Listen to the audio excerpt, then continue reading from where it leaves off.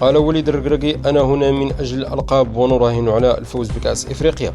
أفاد الناخب الوطني وليد الركراكي أن ما وصل إليه المنتخب الوطني المغربي خلال مشاركته في منافسة كأس العالم قطر 2022 هو حصاد ما زرعته المملكة من خلال استثمارها في الرياضة.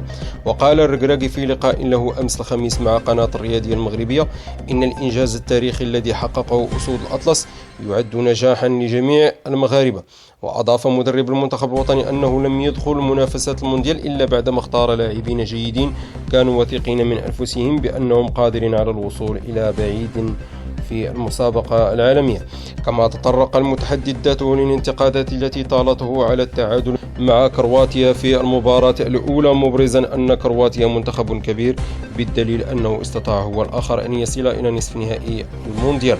ورد الركراكي عن الانتقادات التي وجهت له بسبب اختياراته التي وقعت على بعض اللاعبين قائلا: كل اللاعبين كانوا في محلهم وكلهم أدوا دورهم والجميع تقاتل، مرادفا أنه كان يتطلع إلى أداء أكبر من مجموعة من اللاعبين ضمنهم اللاعب عبد الرزاق حمد الله، إلى أنه يسترسل مدرب الفريق الوطني لكرة القدم أدى دوره وكان منسجما مع الفريق.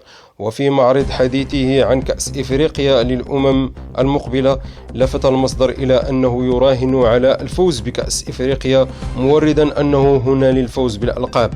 وتابع الناخب الوطني أنه من المحتمل أن يقوم ببعض التغييرات ويستدعي لاعبين لم يشاركوا في كأس العالم.